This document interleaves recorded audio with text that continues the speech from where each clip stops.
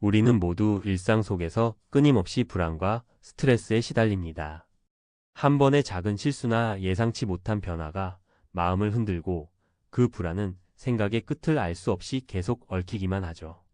그러나 여러분, 그 끝없는 생각의 연쇄가 우리의 에너지를 빼앗고 더 큰 불안으로 이어진다는 사실을 아시나요? 이제는 그 생각에 멈춤이 필요할 때입니다.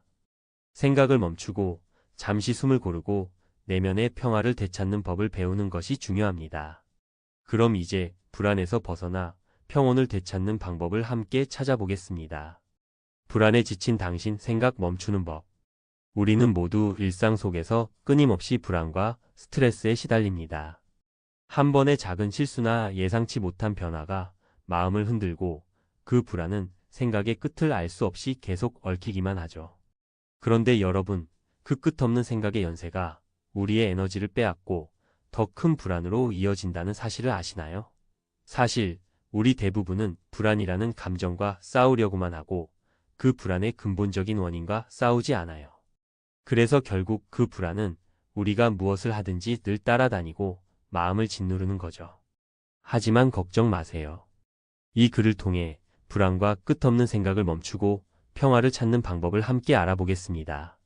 한 걸음씩 자신을 돌아보며 불안에서 벗어나는 길을 함께 걸어가 봅시다. 1. 생각을 멈추는 첫 걸음은 인지하기입니다. 우리는 하루 중 몇 번이나 불안한 생각에 휩싸이게 됩니다. 직장에서의 실수, 가족과의 갈등, 미래에 대한 걱정 등 불안은 여러 모양으로 다가오죠. 그런데 문제는 그 불안한 생각을 계속 반복하고 있다는 점입니다. 끊임없이 같은 생각이 머릿속을 맴돌며 결국 그 생각에 휘둘리게 되죠. 그렇다면 첫 번째로 해야 할 일은 그 생각을 인지하는 것입니다. 내가 지금 어떤 생각을 하고 있는지, 그 생각이 나에게 어떤 영향을 주는지 잠시 멈춰서 생각해 보는 거예요.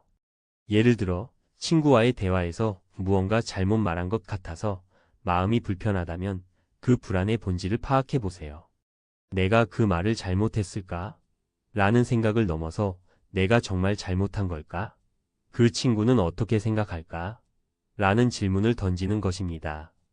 이처럼 불안한 생각을 정확하게 인지하는 것만으로도 우리는 그 생각의 흐름을 막을 수 있는 첫 걸음을 내디딜 수 있어요. 2. 사례 1. 대인관계에서의 불안, 한 걸음 물러서기. 김지혜 씨는 직장에서 상사와의 관계에서 불안을 자주 느낍니다.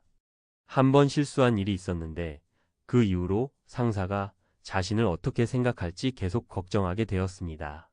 매일 아침 상사의 표정이나 말투를 신경 쓰며 하루를 시작하는데 점점 더 지쳐만 갔죠. 이때 지혜 씨는 자신의 불안한 생각을 하나씩 적어 보았습니다. 상사는 나를 싫어할까? 내가 또 실수하면 어떻게 하지? 라는 걱정들 말이에요.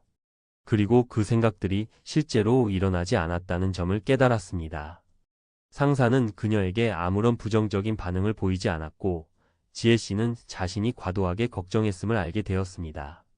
이 사례처럼 불안한 생각을 멈추는 첫 번째 방법은 그 생각이 실제로 나에게 얼마나 영향을 미쳤는지 그리고 그 생각이 실제로 맞았는지를 돌아보는 것입니다. 우리가 걱정하는 일은 실제로 일어나지 않을 때가 많아요. 3. 사례 2. 미래에 대한 불안, 지금에 집중하기.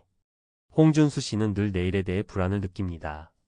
미래에 어떤 일이 일어날지, 특히 경제적인 문제에 대해 걱정이 많죠. 예를 들어, 다가오는 결혼식 준비나 직장에서의 승진 문제에 대해 끊임없이 상상하며 불안해합니다. 하지만 준수 씨는 이런 생각을 멈추기로 결심합니다. 그는 내일의 걱정을 오늘 해결할 수 없다는 사실을 깨닫고 오늘 하루에 집중하기로 결심했어요. 그 대신 자신이 할 수 있는 작은 일들에 집중했습니다. 하루하루 현재에 충실하면서 내일의 걱정을 내일로 미루는 방법을 실천한 것입니다. 이 사례처럼 불안을 다루는 또 다른 방법은 지금에 집중하는 것입니다. 우리가 미래를 예측할 수 없다는 사실을 받아들이고 현재 순간에 충실하다 보면 불안은 자연스럽게 사라집니다. 4. 사례 3. 과거의 실수 받아들이고 배우기. 이정민 씨는 대학 시절에 큰 실수를 했습니다. 한 번의 실수로 중요한 시험을 망쳤고 그로 인해 몇 년간 자신을 탓하며 살아왔습니다. 그 실수를 반복해서 떠올리며 매번 후회하고 자책하는데 그 후회가 점점 더 큰 불안으로 변해갔죠. 그러던 중 이정민 씨는 한 번은 그 실수를 인정하고 나는 그때 최선을 다했지만 실수도 할 수 있다는 걸 인정해야겠다는 결정을 내렸습니다. 그는 그 실수로부터 교훈을 얻고 더 이상 과거에 얽매이지 않기로 했습니다. 불안은 종종 과거에 묶여 있을 때 발생합니다. 지나간 일에 대한 후회나 자책은 우리가 앞으로 나아가는 걸 방해하죠. 그래서 과거를 받아들이고 그로부터 배우는 것이 중요합니다. 실수는 누구나 할 수 있다는 사실을 인정하고 그것을 받아들일 때 우리는 더 이상 과거에 갇히지 않을 수 있습니다. 5. 사례 4. 내면의 목소리 긍정적으로 바꾸기. 박상훈 씨는 항상 자기 자신에게 부정적인 말을 반복하며 살아왔습니다. 나는 못해, 나는 부족해, 다른 사람들보다 나은 점이 없어라는 부정적인 목소리가 그의 머릿속에서 계속 울려 퍼졌죠. 그런데 어느 날 그는 그 목소리를 다르게 바꾸기로 결심했습니다. 나는 할 수 있다. 나는 충분히 잘하고 있다.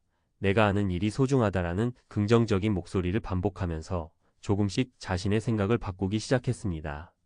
시간이 지나면서 그 부정적인 목소리가 점차 사라지고 자신감이 생기기 시작했어요. 불안은 종종 우리 안에서 나오는 부정적인 생각 때문에 심화됩니다. 내면의 목소리를 긍정적으로 바꾸면 불안의 크기도 줄어들게 되죠.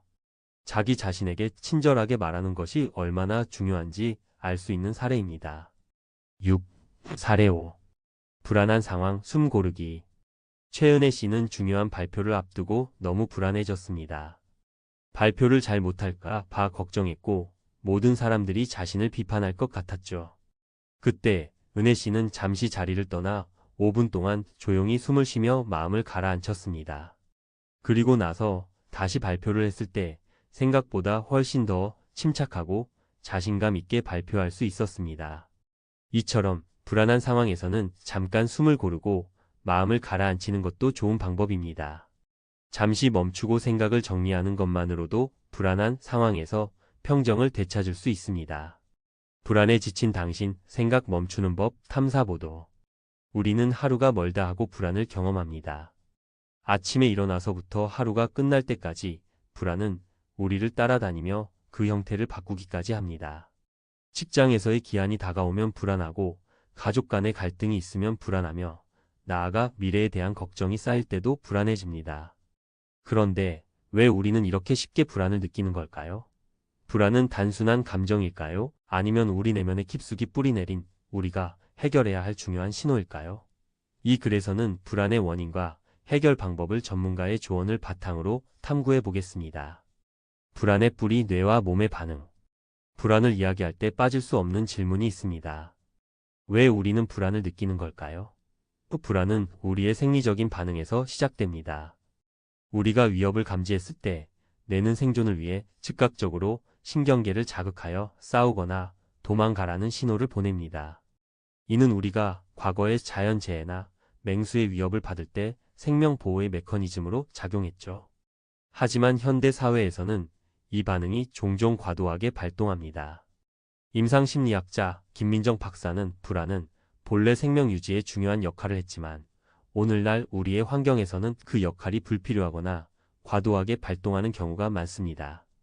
우리가 겪는 불안은 대부분 실제로 위협적인 상황이 아닌 상상의 위협에 대한 반응이죠 라고 설명합니다.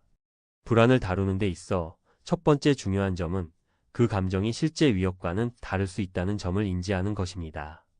예를 들어 직장에서의 기한에 대한 압박감이 크다고 해서 실제로 생명의 위협이 가해지는 것은 아닙니다. 그럼에도 불구하고 뇌는 과거의 생존 본능에 따라 반응하며 그 결과 불안이 증가하는 것입니다. 불안을 다루는 현대적인 접근. 불안을 다루는 방법은 다양합니다.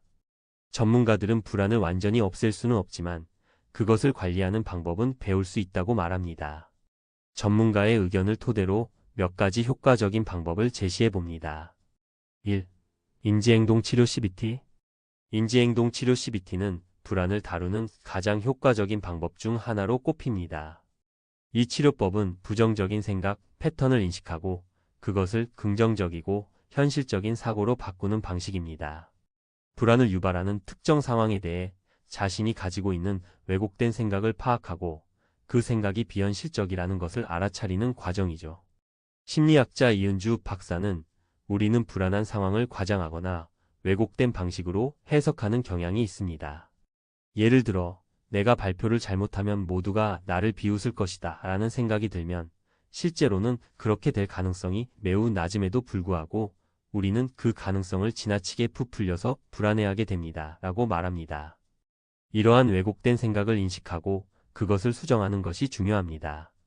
예를 들어 발표가 잘못될까 봐 걱정된다면 내가 잘못할 수도 있지만 그럼에도 불구하고 내 능력을 믿고 최선을 다할 것이다 라는 현실적인 생각으로 대체하는 것입니다.